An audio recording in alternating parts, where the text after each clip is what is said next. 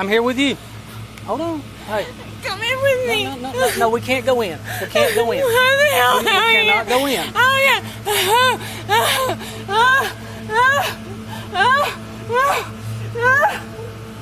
We can't go in, okay? Oh, God, please. Why don't you just have a seat over here? Just have a seat. Oh, please. A body cam captured the moment Cheryl Coe stood in front of her own house while medical staff worked inside the bedroom. In late June in Coweta County, Georgia, a Navicentaudici call rang out in panic. Chargestable's office. Please, please help. The woman on the other end of the line said her husband had just been shot. Just minutes later, police arrived at the house. Clear back here.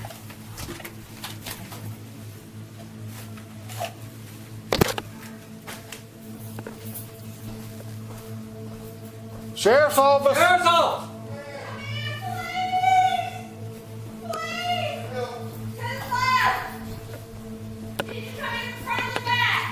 We're here. Bedroom. We're in the master bedroom. All right. Okay, the officer's here. 18291, I need EMS 1018. Inside that room, police found Luther Coe, 48 years old.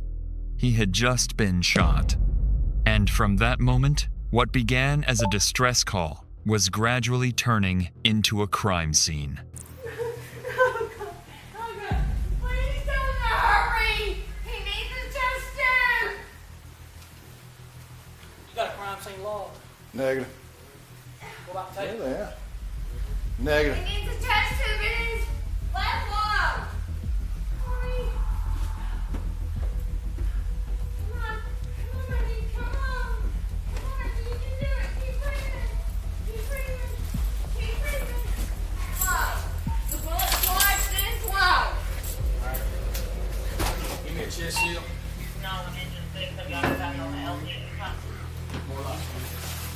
He's having a hard time breathing already. Tell me your ears. It didn't go through and through. It just went in. Huh? 9 millimeters. Over there. I ain't worried about it. I just want to know what size hole. Yep. All right, ma'am. This way, ma'am.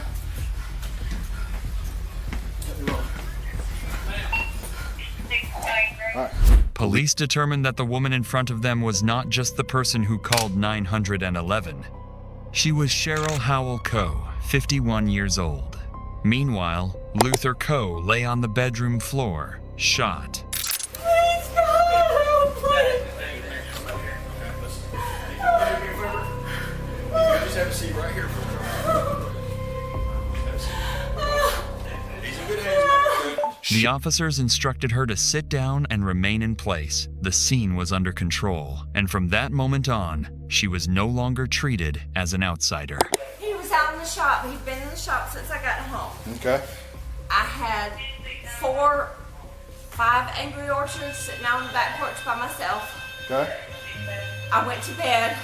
I took my medicine before I went to bed. He came in yelling, and I grabbed the gun off from the nightstand and started shooting because I was scared. You were scared of him? No, I didn't know who it was.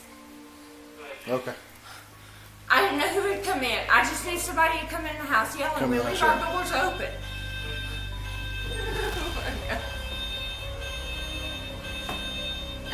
Oh my God.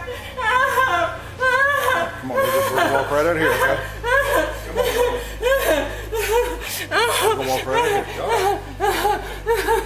This seat right here, okay? I want to have a seat right there.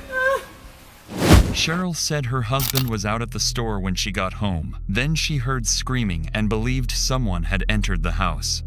She said she didn't know who it was, so she grabbed her gun and fired out of fear. But as she recounted this, the police escorted her out of the bedroom and asked her to sit down. Did you get what happened? 12 beer left. So she had about 5 or 6 beers sitting on the back porch. He's big out in the shop. She had taken a medicine and laid down. He came in yelling about something, and she scared her, so she grabbed the gun and shot him. That doesn't explain why he's new, and it doesn't explain anything. It makes no sense to me. You want me to fill it out or you want to get it? It don't matter to me. Now, what's 12?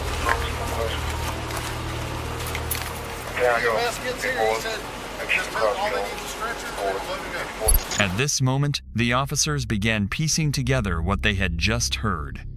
And more importantly, Luke has no logical explanation for why things happened. One officer frankly admitted it didn't make sense. So they decided to stop there and begin to clarify each detail one by one. Oh, God, please.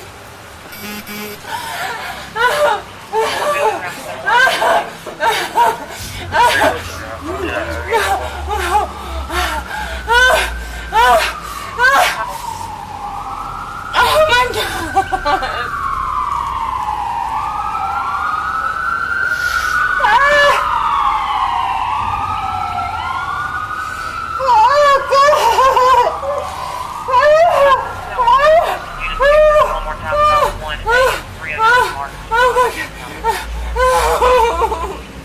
Please, God, help him! Oh, God! Oh, my God! Where did it happen? In the bedroom. Set it up right here. That's fine. Oh, please! Oh, we didn't even put the tape up, Gabe. I got it right here, Doris. Okay.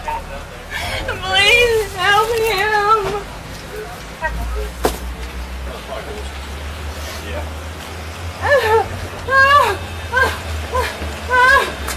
Hey. 7126. Go ahead. Right there. I think. I don't know. Good enough. Or you may sign? Yeah, oh, right here. No, that's Gabe. Okay. Please help him! Please help him! You want to sign that? Oh, God! Oh, my God! 12 hours. I'll start that. Oh, my God, please! Hey, Doris, can you grab that crime scene tape on one of those rolls? Ma'am, come over here. Yeah. Come over here, ma'am. Let's You may take her on out. Yeah, let's go down by the trucks. Come on. Go down by the trucks. Well, they're coming up now.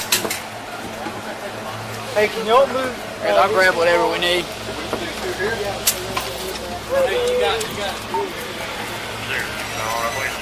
You need me to move my car? Come in with me! No, we can't go in. We can't go in. Where the hell We are you? cannot go in. Oh, yeah.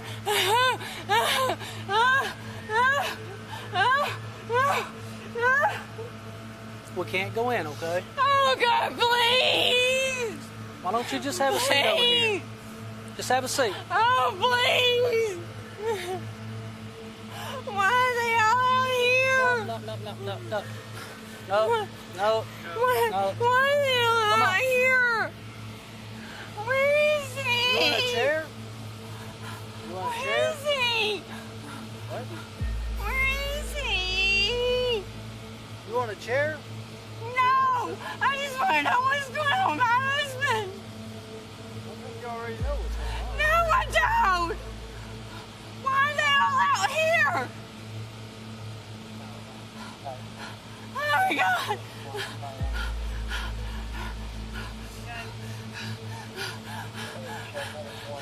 He was breathing when I was holding the towel on him. What happened? Where did he get You have a wallet or a license? What? You have a license? It's all in there. Where at it? In my phone. Your license is in your phone? Yes. Or like a credit card? Yes. Where's your phone at? In the floor in the bedroom where I threw it after I hung up the phone with 911. Cheryl Coe sobbed uncontrollably in front of the officers. She said that a stranger had entered the house and shot her husband. She appeared distressed and panicked, repeatedly pleading to be allowed inside. At that point, it looked like a tragic burglary. The officers focused on providing first aid and securing the scene. And that's the reason that I took my medicine before I went to bed. Okay, what do you take for your migraines? Clonopin and Phenergan, and I I'm going through menopause, so I'm on progesterone and estradiol. Okay.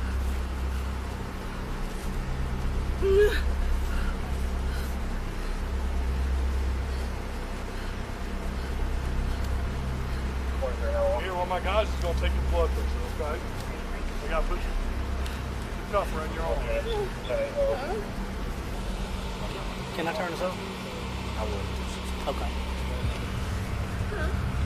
I can't hold it up. Oh my God. Oh shit. Oh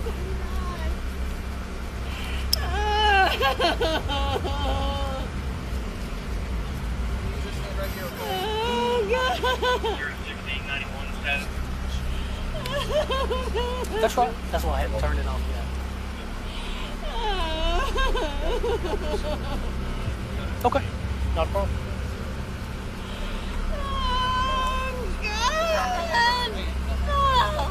You got it? Try to relax that arm so you can still. Officers began to suspect Cheryl Coe's behavior.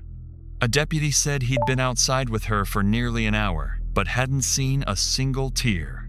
The panic didn't seem to match what he'd observed. Eventually, she had to be pulled off the ground so investigators could begin to figure out what had really happened.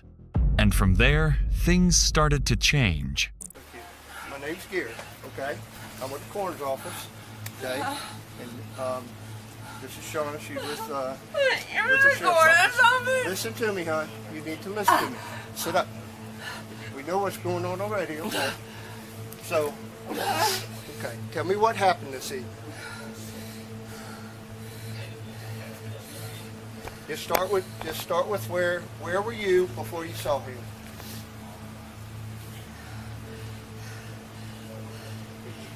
I came home from work. Uh-huh. He was out in the shop. His son was here. They were out working on his panhead. And then what happened? He and I have not really talked since yesterday. Were y'all fighting? We had a disagreement. Okay. He came home while I was on the porch yesterday, took his bike and loaded off and went away, and he didn't come home till sometime after midnight. I don't know when. Last night? And I had my gun on the nightstand because I was here by myself. Both the kids have moved out, and I'm here by myself. And I don't even know if we have a key to these doors. He doesn't believe in locking doors. And You don't keep this door locked at all? no, not at all. He said he doesn't believe in it, so I don't even know where the keys are. I don't even know if we have a key to the house. So we were going to talk tonight, but he stayed out in the shop. What were y'all disagreeing about? We were disagreeing about something yesterday that had occurred, that has occurred before.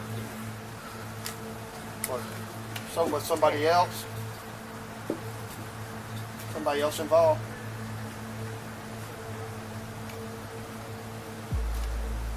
Not particularly. Okay.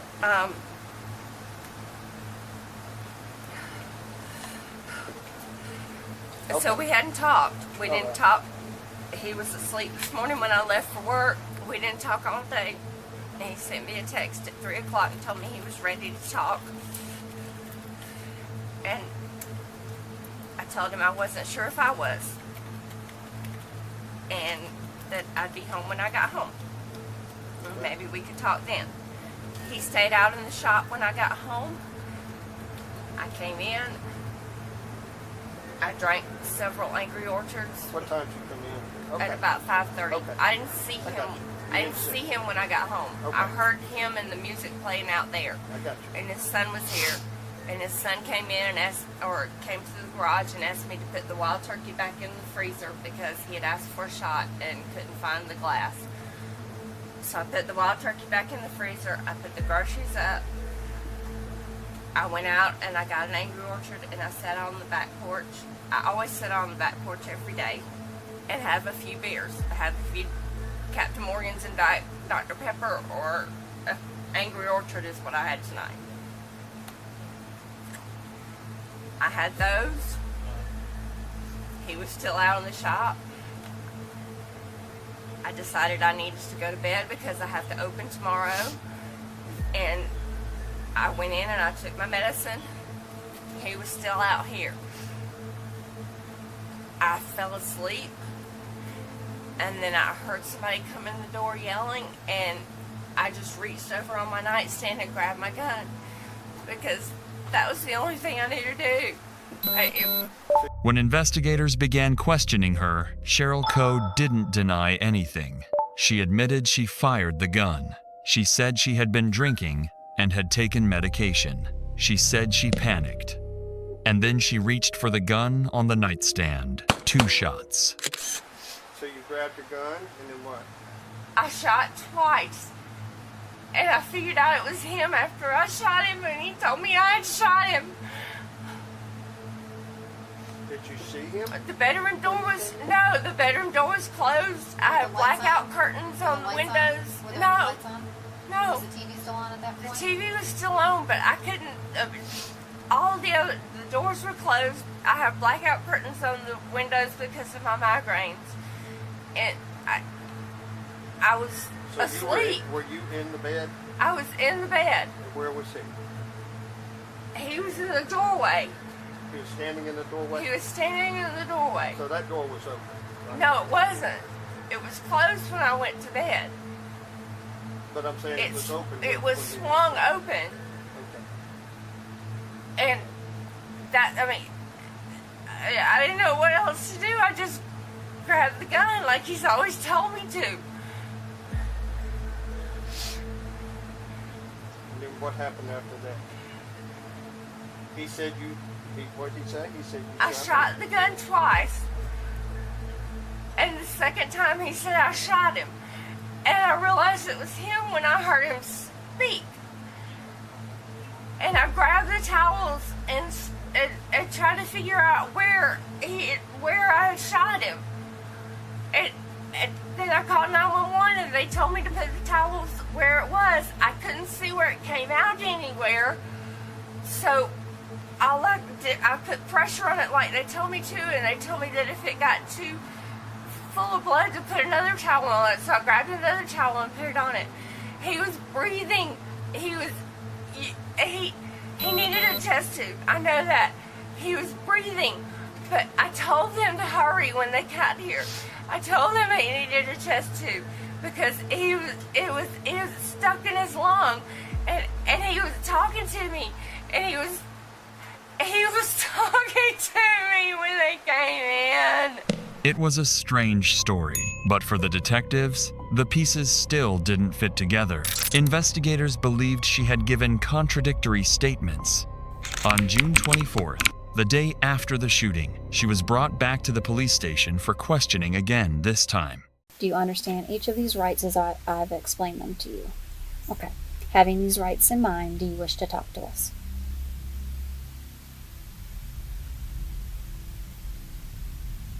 I've talked to him. I know. And that was just kind of just talking to you in the beginning.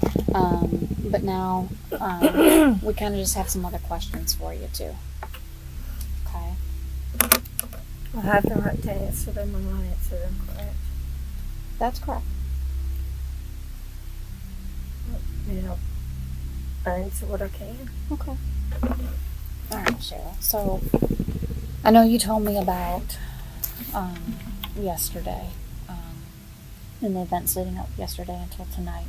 But if we can back it up, I guess, and start from Monday, just kind of go through your routine with me. Just kind of tell me, take me through your day, starting from when you first wake up, until you go to work, come home.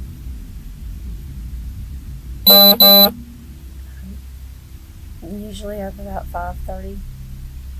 Get up, get ready for work. Luke had gone to the gym Monday, I think. Yeah, he went to the gym Monday. No, he didn't go to the gym Monday. He went to the gym yesterday. What Tuesday, whatever day that was. Anyway, I woke him up when I was getting ready to leave for work because he's self-employed, so he doesn't really have to do a whole lot like I do to get ready. So he just gets up, jumps in the shower, grabs a cup of coffee, and fixes breakfast or whatever, and talk to me on the phone on the way to work.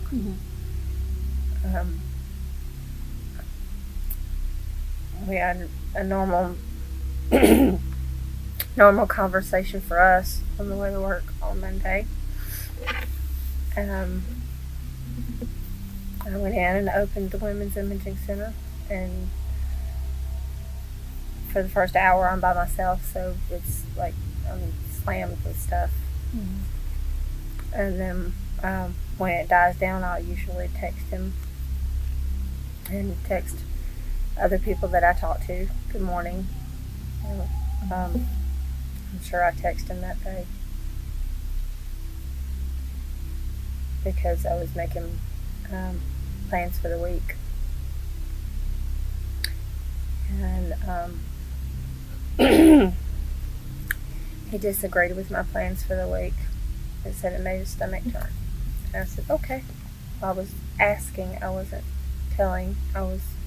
You had messaged him about meeting up with someone, and he kind of shot that down. I was like, okay. Because it was a question. I wasn't telling him I was going to do it. I was asking him if it was okay with him and what day would be okay with him.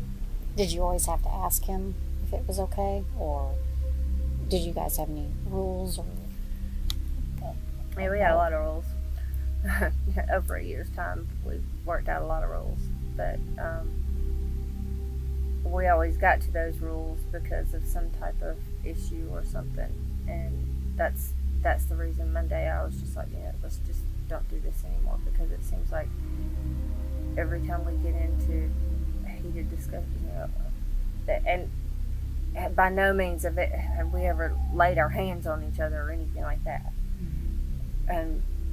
but every time we would get into an argument or a heated discussion about it, it had to do with that part of it. Now, did he ever have to ask you for permission to? Okay. So it wasn't just one-sided. No.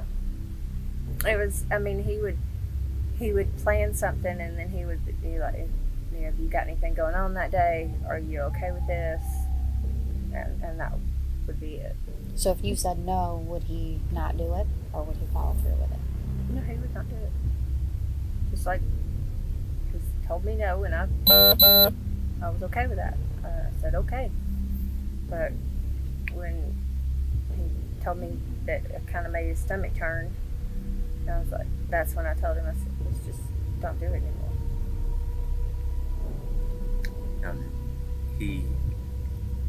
He knows this person that you were messaging with, and you knew the person he was messaging with. Yes. Cheryl said the argument turned into silence. They slept on opposite sides of the bed, and she went to work the next morning as if nothing had happened. They planned to talk that night. Instead, she claimed she came home, drank 5 Angry Orchards, took her medication, watched TV, and drifted off to sleep until the bedroom door burst open. But the 911 log told a different story. Just 11 minutes passed between the moment she said she lay down and the moment she called for help. In those 11 minutes, she would have had to fall asleep, wake to an intruder, fire 2 shots, realize it was her husband, and dial 911. To investigators, that timeline wasn't just tight, it was nearly impossible. And so you got that beautiful home with all those windows, and it's still light outside. And so even if you had blackout curtains in your bedroom, the light from all of those windows would have shone through your bedroom window.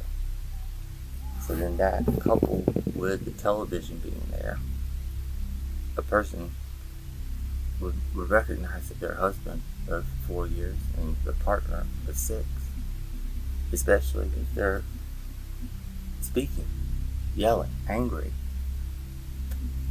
And earlier you said you fired these 2 shots at this figure, hoping that he would hear you, and come help you in the home. But you've also described.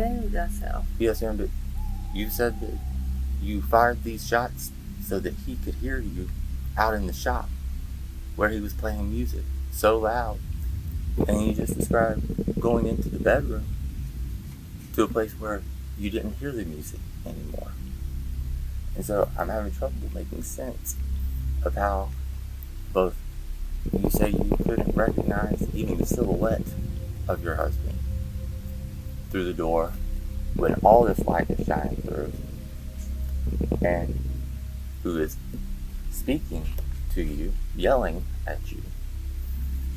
And then you would fire 2 shots in a room where you say you couldn't hear the music from the shop. Why would he be able to hear gunshots from inside that room? So help me understand that. Well, I mean, we've had people be able to hear gunshots down the road when we were practicing. So, I mean, I really, honestly, I wasn't thinking it through. I'd had too much to drink. I'd added my clonopin with it, and I didn't know what I was hearing. I heard the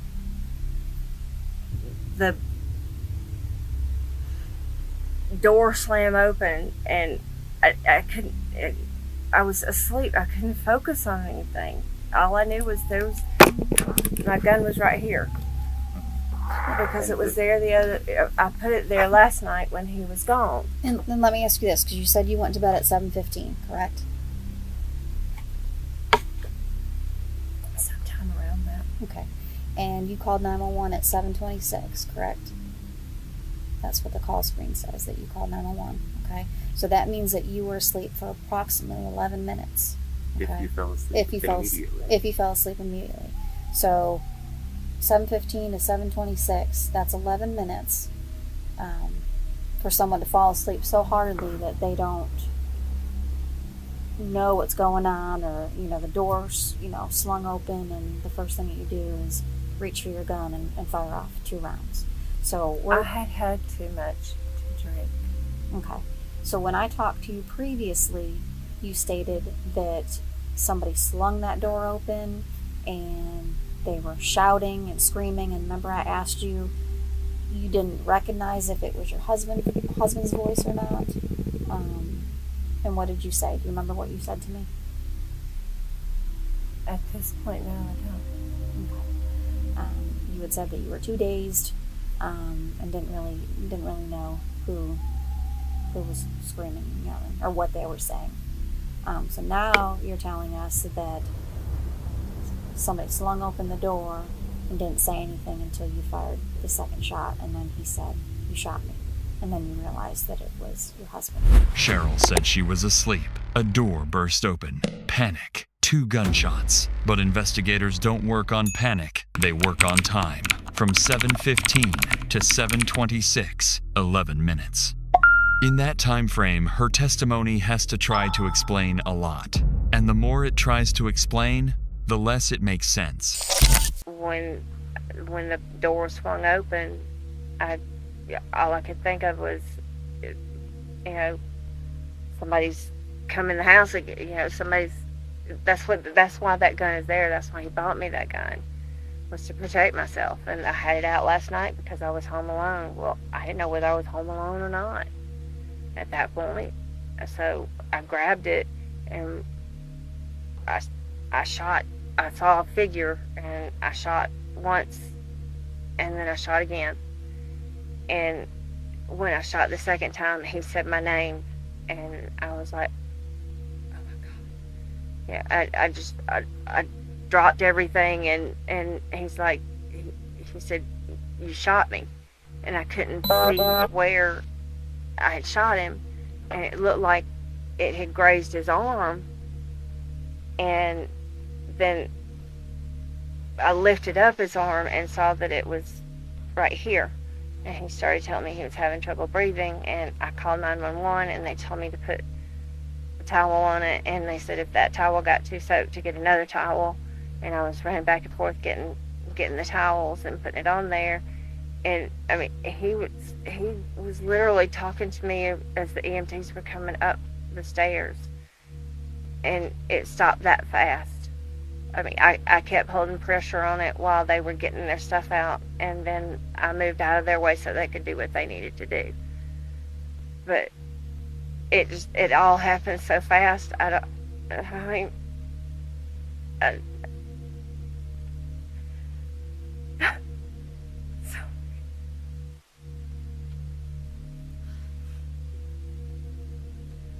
When he came in the room, did he say anything when he opened the door? Not when he first opened it. He just swung the door open. Okay. He didn't say anything? No. He didn't make any noises or anything? Just, I heard I heard thunderous footsteps, and the door swung open and hit the wall, and I just reacted. I didn't think. I just reacted because it scared me. And when he came in, did he close the door behind him? I don't know. I don't think so. I don't think so. The door was open when I went to him. Mm-hmm. So I'm assuming he didn't close the door. And again, I know it's a personal question, but what do you typically, like, well, what were you wearing at the time that all of this happened? I didn't have any clothes on. My clothes were in the chair. We don't sleep with clothes on. And so the clothes that you were wearing when the EMTs got there, I guess you just got them from the chair that you just... I got them from the chair and was putting them on as they were pulling in the driveway, holding one hand on that, and on the putting pressure on it and putting my clothes on. I mean, it wasn't that hard to pull it back over my head. Yes. And it was right there. It's not like I went to a dresser to get anything. It was right there in the chair. It's the same thing that I put on every afternoon when I get home from work. And on, I guess, I lost track of what day it is. I guess Today's Thursday. So on Wednesday. So yesterday, you said that you had left work and told him you were going to go run some errands. And so other than and I told him, he asked me what I was doing. And I said, it has nothing to do with sex. I said, I'm just going to do some me stuff. Which, because he was so elusive the day before about telling me where he was going, and he didn't tell me at all. I just, left him hanging on it. I was taking stuff back to the UPS store to send back to Amazon and going to the grocery store. But did you kind of want to make him think that you were doing something to kind of... No, I just, because yesterday when I told him I wanted to sit down and talk, he said he had plans. So today when he said he was ready to talk, I said I had plans after work. And if it wasn't too late when I got home, that we would do it, that we would talk. I was going to go get my nails done, but I decided to just forego that and go on home so that we could talk. And he stayed up in the shop. So how did that make you feel when you came home and expecting, to kind of talk to each other, and he just kind of stayed out in the shop, I guess, with his son?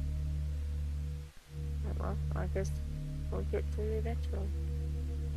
Yeah, but I sat out on the back porch and I drank about 5 Angry Orchards. Yeah, 5 Angry Orchards.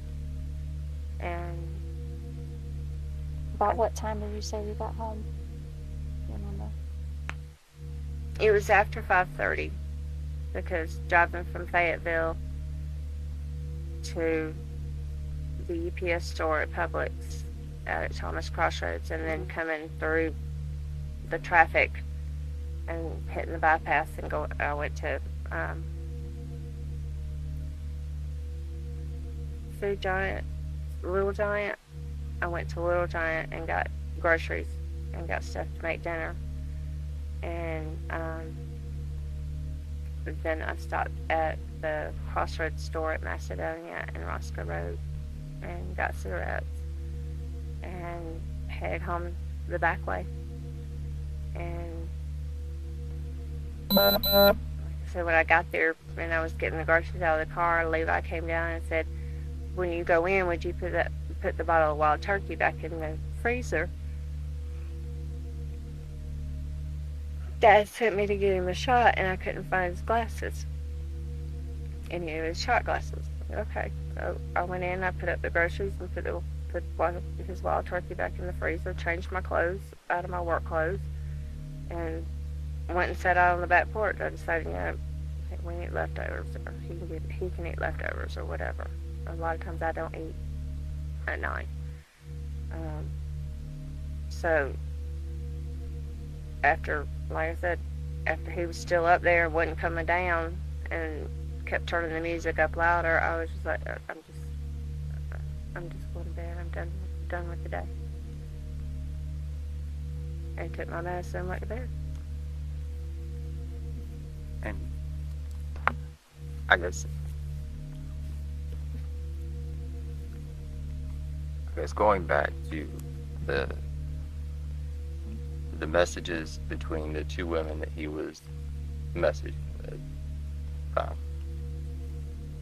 and he had sent them a message, and then you sent them a message, and you said earlier that he was livid that you had done that. He was upset that I had made him send the message. That I had pushed him to do that on Monday, but I didn't feel like it just didn't feel right. It felt like it was something that was causing arguments between us, or fusses between us all the time, and it just we were wasting too much of our time trying to figure out how to spend time, and I didn't want to do it anymore. And then Tuesday, mid-morning, we talked back and forth, and somehow or another we end up that we're going to go back to it again. So I sent a message to both of the ladies and let them know that, it was me, it wasn't him, and I was, having an emotional day, write it off to emotional days, and, to take it off of him so that he wouldn't look like a fool for sending the message, because that's what he told me. He said, now I look like a fool because I sent that message. I said, okay, I'll fix it. And I let them both know that it was me, not him. And Cheryl Coe remembers every store, every street, every bottle of wine, and every pack of cigarettes, but she fails to convey the pain of a wife who has just lost her husband. She talks a lot about the text messages, the shame, and the emotional days, but the more she explains, the more it sounds like a carefully prepared alibi rather than the natural reaction of an innocent person. That I've developed a friendship with is the one that let me know that he didn't turn right around and sent her a message and said, hey, it's me again, and I understand you and Cheryl talked yesterday, or I understand you and Cheryl talked or something, but she thought it was about the conversation that she and I had had the day before that I had talked to him about, and she misunderstood it and relayed the misunderstanding to me, and that's when I accused him of going back to doing the same thing that he used to do, which was talking too much. But we were working through that. We were working on it. It was getting better. we both had things that we had to work on, and we both had certain trust issues. So, you know, we were working on those because we love each other. And we're supposed to be together. You know, we spend most of our time together, and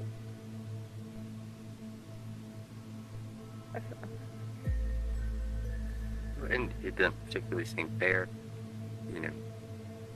And correct me if I'm wrong as far as timeline, because my days are a little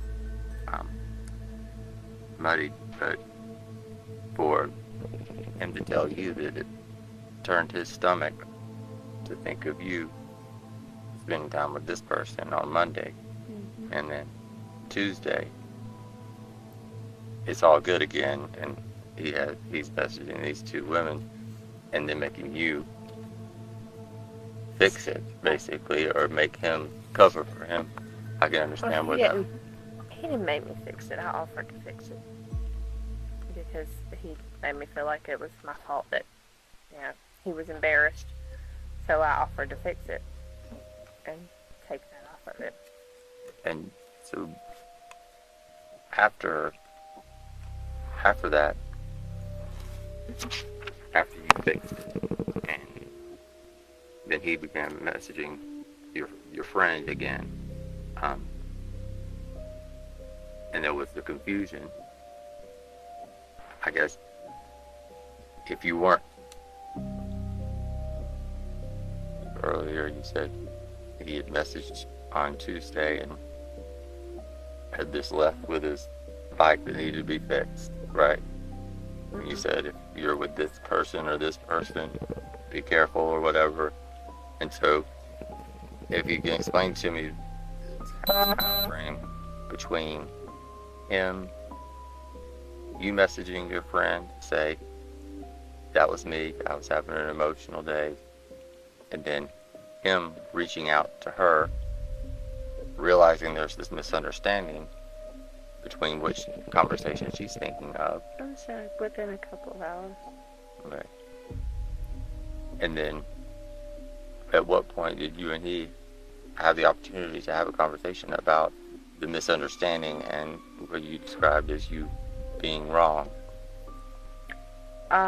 It was nothing but text, because I asked him if we could sit down last night, and he said he already had plans. And didn't tell me what the plans were or anything like that. And I was already sitting out on the back porch when he got home, and he never came around. You know, I sent him a message. I said, if you want to talk, I'm on the back porch. And he never came in the house. He never came in the back porch. I heard them moving the equipment around, and then, you know, moving one trailer here, one trailer there. And then I heard Levi's truck leave, and I guess Levi took him to take the bike, because when I heard all that, and then I figured, okay, they're gone, or one of them's gone. So I went up to the shop and to figure out what was missing, to kind of piece together what he was actually going to do. And when the bike that he's been working on that's been messed up was missing, I figured he was going to either one of two people to help him. And I just said, you know, okay, since you don't want to talk, at least wait till after 9 o'clock before you come home, so I can go to bed. Where is that place that he would take? Was it here locally? Yeah, he has 2 friends that help him with his bikes. Cheryl, what color rubber band does your husband wear? If he wears one, it's a charcoal gray. Okay. If he wears it, he doesn't wear it that often because he's gotten it hooked on things. And it's a stone. It's made out of a stone that like breaks away. And so it's broken several times. We have a box full of them that we just ordered the whole box off of Amazon, and he pulls out the ones that fit his finger until it breaks or he loses it, and then he'll put it back up. We'll order more.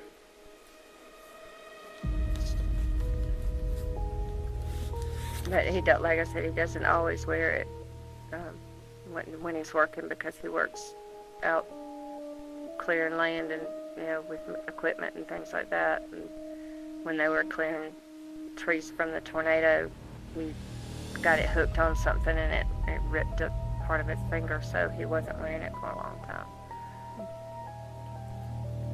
I know when I spoke to you earlier, you said that you were laying down. You had put the gun on the nightstand because you were home alone.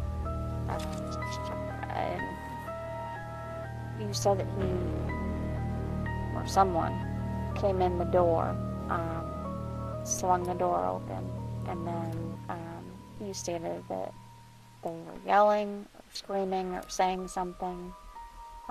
That. I didn't know it was him until he yelled that I had hit him. He wasn't really, I mean, he just slammed the door open. I heard thunderous footsteps, and then the bedroom door slam open. So you're saying that he didn't make a sound, didn't say anything, the door just slung open, and at that point, you reached for your gun? That's all I mean, at that point I reached for the gun. Okay. And then you said you fired 2 shots? I'm obviously not a good aim, because I fired once and it hit the ceiling or somewhere. I couldn't even see where it even hit. And then the second shot is when? And I fired the second shot to what I thought was the right of whoever, I thought I'd be hitting the TV more than anything else, because I was trying to get Luke's attention out there more than anything, and so that he could come in and take care of it, because I'm not that good of a shot.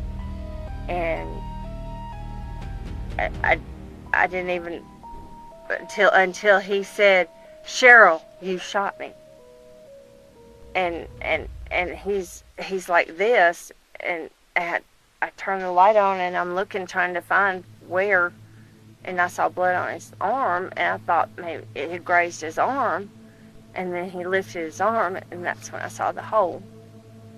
And I started putting pressure on it and called 911, and everything happened so fast from that point. I just kept, telling her, she kept saying that the sheriff's deputies were on the way, and I told her I needed EMTs. I didn't need sheriff's deputies, I needed paramedics.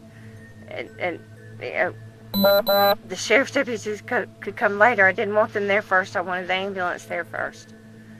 And I kept putting pressure on it until they got there. And while the EMTs were getting their stuff out, I held pressure on it. And then when they were ready to step in, I backed out. And the sheriff's deputies took me outside. Did you ever wash your hands after that? No. Okay. And after you had the beers on the back porch, and decided you were just going to go to bed, did you shower before you went to bed? No. I normally shower in the morning unless I work out, which is not very often. But no, I just went to bed. Okay. And then the cup that you said there was some water or something on the bed. How did the cup end up all the way on the other side? I don't remember. I do not remember. I remember the cup being on the nightstand, because I had it there, because that's why my cough syrup was there. Because I wake up with it. What color was that cup? Do you remember? It was either the camo one or the bulldog one, but they're both black with something on the outside. And I can't remember which. Did it kind of look like it was plastic, maybe? Yeah, it is plastic. Okay. Yeah. Okay. It is a plastic cup. And what was in that cup? Do you remember? Water or pink lemonade. I got up and did it and made it in the middle of the night last night, so it was watered down pink lemonade. The flavor packs. Okay. You added the flavor packs to it. Mm-hmm. Okay. So did you make it before you went in and lay down to go to bed? That was from last night. That was from the previous night. Mm-hmm. Okay. But you don't know how it got across the room on the floor? Unless I knocked it when I went to grab the gun, because there's not a whole lot of room on that nightstand. Everything was sort of crammed in there. Well, it would have had to been thrown, I mean, because that's far, from the stand to where it landed over in the corner, of the room on the other side of the... I don't know, the same way the chair got over to the other side of the room, I was moving everything, throwing everything out of the way so I could get to him. He was going up under the chair, and I just, took the chair and tossed it. But all I could think about was just, getting the towels up underneath him and getting to him. That's all I could think about. So I don't. When you're focused on one thing, you're not really thinking about what you're doing to get everything else out of the way. And where was he, like, location-wise, in the room when he said, "Cheryl, you shot"? He was inside the doorway, but still where the door was, where that dip is. Okay. Yep. So, I remember correctly. So, the door was right here, into the bedroom out of the kitchen. Right. And then you got the bathroom door that's kind of, there's that chest there, and so the bathroom doors make it a little closer. Center, right. Tell me if I'm wrong about my recollection. The wall comes out further right here. And right here. So there. Okay. And then this is where the TV is, right? Okay. So in this very crude diagram, where in the room was he when he was in this area right here?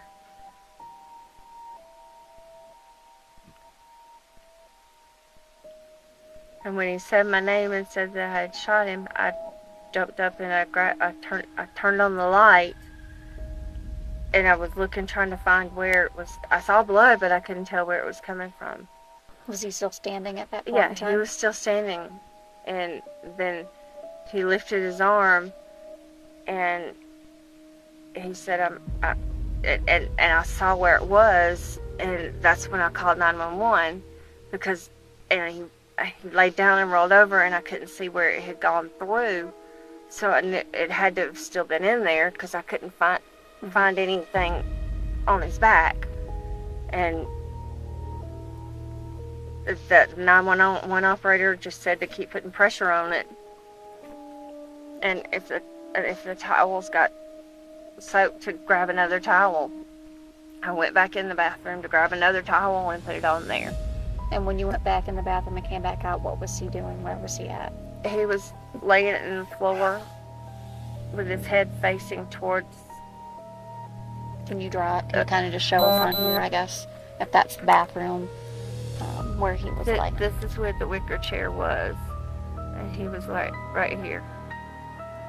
Because as soon as we figured it out, I got him. He laid down so that I could see if it was anywhere else, if it was coming out anywhere. And which side was his head? Where was his head at? It was facing this way. Okay. And he was talking to me while I was talking to while I was on the phone with 911. He was talking to me until right before the EMTs came in. And then it just all happened so fast after that. I thought they would, he was talking to me when they, or mumbling or whatever, when they were taking over, and the sheriff's deputies took me outside. Cheryl Coe testified that when her husband called her name and said, "You shot me," she turned on the lights, saw blood, but didn't understand where the bullet came from. She said he was still standing and talking before collapsing to the floor when she called 911. We're just trying to make sense of all of this. Right. And listen, if y'all got into an argument or there was something that happened prior to you shooting, let us know. Tell me now so that we can help. If you came in and an altercation ensued, or there's a piece I feel that you're not being truthful with us, or you're not telling us. So that's what we're trying to get you to explain that to us to make better sense, because right now none of this makes sense. So you were truthful with me before, when you asked the deputies to step aside and you and I had that conversation, you remember? Okay, so I just have a gut feeling that something happened. And if it did, then I want you to be truthful with us, okay? And we can work with you. But we were there, we saw the crime scene. What you're saying, it doesn't make sense. It doesn't add up. Jules. So I'm just asking you to be honest. I've been, honest with you all night. I've been compassionate towards you. And I'm just asking that in return, that you give us that respect. And just explain to us what happened, because, being there, taking pictures, looking at the crime scene and everything that you're saying, there's a piece that you're not sharing with us, okay? And Cheryl, I just want to hear it from you.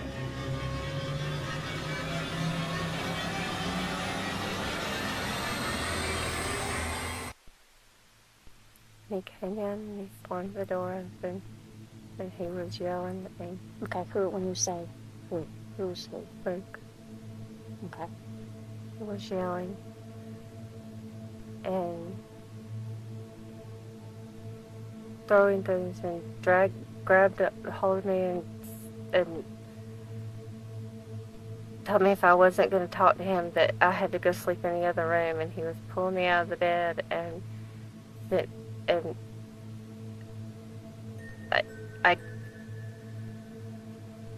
I grabbed the gun from the side of the bed and I fired it at the ceiling. Okay. Was that kind of a warning shot, or? No, that was, I'm scared because he scares me sometimes, especially when he's been drinking, and I don't know whether he'd been drinking or not. And that was, they were both supposed to be warning shots. One was at the ceiling and one was at the wall on the other side. I wasn't trying to hit him. Okay. So where was he when you fired the second shot?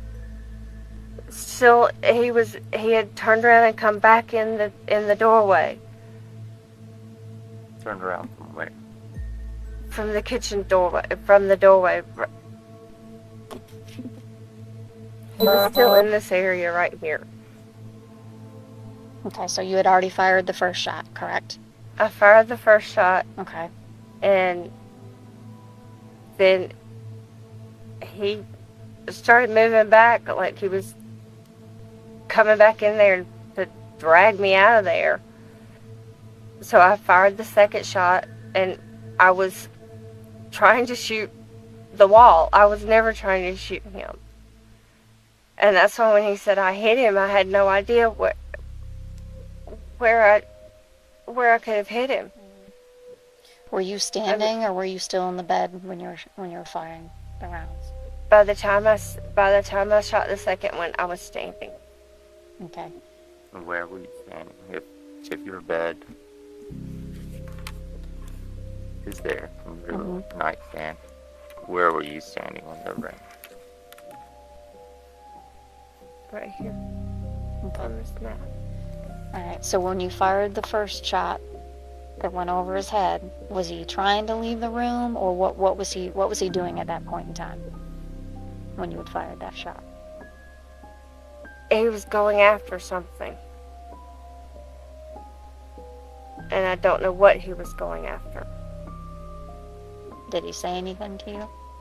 He was mad, and he was screaming and yelling at me and telling me to get my ass out of that bed and go sleep in the other bed if I wasn't going to talk to it, if I wasn't going to get up and talk. At that point, I wasn't where I could get up and talk. I'd gotten past that point. It was senseless for us to talk at that point. And I was feeling nauseous. That's when I took the Finnegan on top of the Klonopin. And I just wanted to be left alone. And he wasn't having it. And he was dragging me out of the bed. Okay. So the gun was on the nightstand, correct? When he was in the room? Yes. Okay. And why was he naked? I don't know. It could be because he was working on the greasy bike. A lot of times he'll take his clothes off in the laundry room when he comes in so that he doesn't bring them into the house. Sometimes if he's really hot, he'll take his clothes off and jump in the pool. And then come in. And the way that I saw when I went out there to get my flip-flops, the way that I saw all of his stuff lined up on that table is what he does with it when he decides to go jump in the pool. And he takes off his clothes and jumps in the pool. Okay. How did you know all of his stuff was lined up out there when you said that you had gone to bed before he came in the room? When we got ready to leave, they took me out there to get my flip-flops. Okay. And that's when I saw all of his stuff lined up on the Okay. All right. I had not. Okay. I had not been that far. Okay. So everything that you've told us up until that new stuff that you just told, was all that correct? Or was there more that had happened when you were out on the back porch? No. So you hadn't spoken to him. He was out in the garage. He was out in the garage. You had went to bed. And The only then... text you had that afternoon was at 3 o'clock when he said, "I'm ready to talk." He said, "I'm having some me time and doing my own thing." Mm-hmm. And he did. We had a couple of texts back and forth, and that was it. And he said he didn't like that. Well, I told him that I had plans after work, and if I got home early enough that we could talk then. And like I said, I was going to go get my nails and my toes done too, which usually takes about 2.5 hours on top of going to take this stuff back to UPS and going to the grocery store. So, and then he wanted to know what I was doing. And I told him that it was nothing. It wasn't like it was a play date or anything like that. I was just going to do me stuff. And he said he didn't think that it was sexual, but that he was ready to talk, and he had time to cool off and was ready to talk. And I told him I wasn't sure that I was ready to talk after the way that he left me last night, and that we'd see when I got home. And when I got home, he was already up there working in the shop on his bike with Levi. So I just went in and unloaded the groceries and changed my clothes and grabbed my went to the garage and grabbed an Angry Orchard and drank it pretty quick. And then I went back and got several more. Within probably an hour's time frame, I drank 5. And then that's when, he was still up there. Levi had left, and I thought, well, if Levi's gone, then he'll come down and talk. And when he didn't, I just kept drinking. And then I decided I was just going to go to bed. And I put the stuff that I had gotten to cook for dinner in the refrigerator and finished the last one and threw it in the trash can in the kitchen. And went and brushed my teeth and took my medicine and turned on my heating pad and got in bed. Because I was already starting to get a migraine from being upset and drinking too. So when he came in and swung the door open, what did he specifically say? Get up. He screamed, get up. Did he turn the light on when he came in? No. He never turned the light on. The light didn't get turned on until I turned it on to try and find where it had hit him.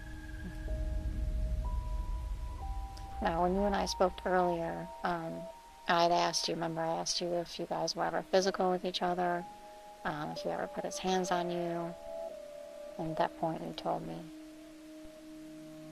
He's not out of anger. Okay, what do you mean by that?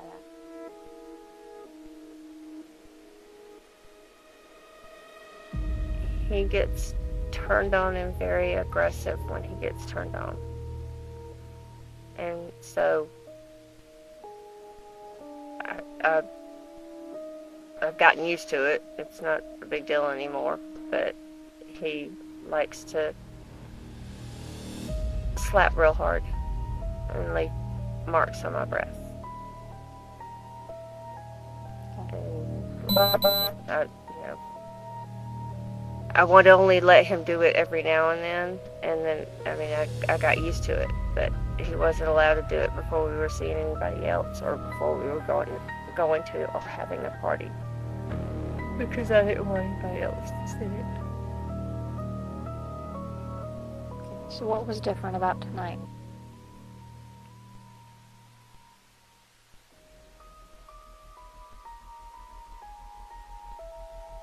He just seemed more angry tonight. I mean, there was no... That aggression happens when we're hanging out and we're, playing in the pool and drinking, and that's when that type of I don't want to say good aggression, but the good side of it, the BDSM side of it comes out.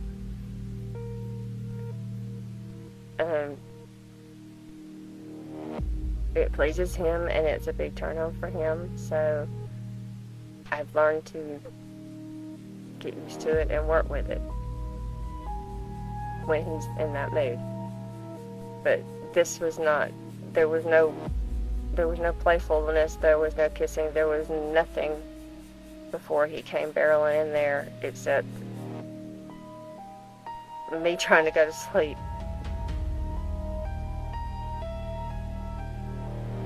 And he wasn't having it. Did he physically get on the bed or get on top of you?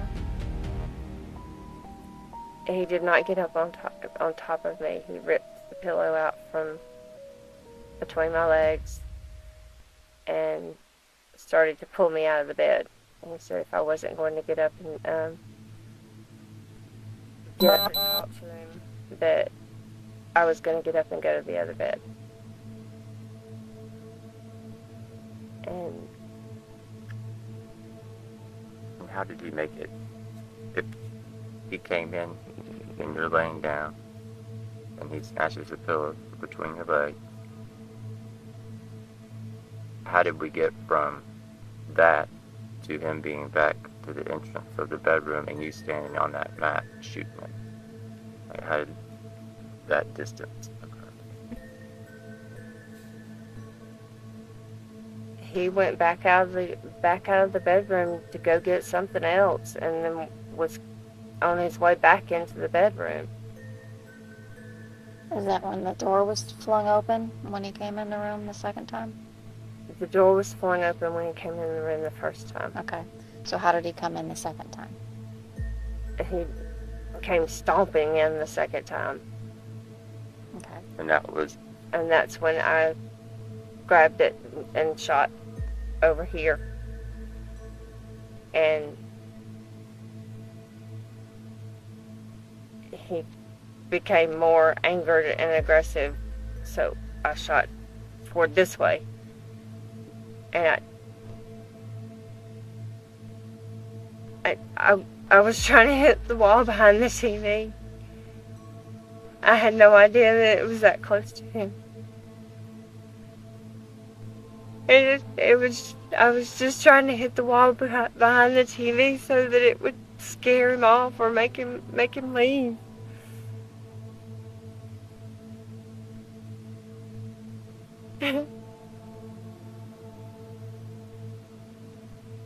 He's my best friend. He's all I have.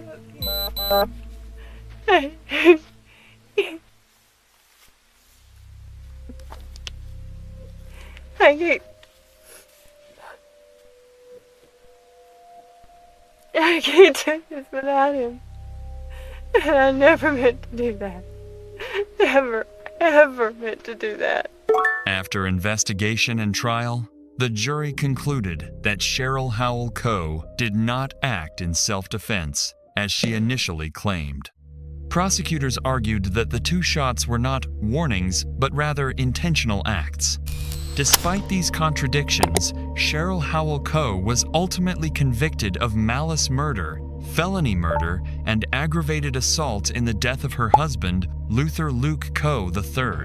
At the trial in Superior Court, Coweta County, Georgia, the jury rejected her defense claim and determined that firing 2 shots could not have been merely a warning as she claimed. On the 18th of August, 2025, Judge Travis Sackerson sentenced Cheryl to life imprisonment without the possibility of parole for these crimes.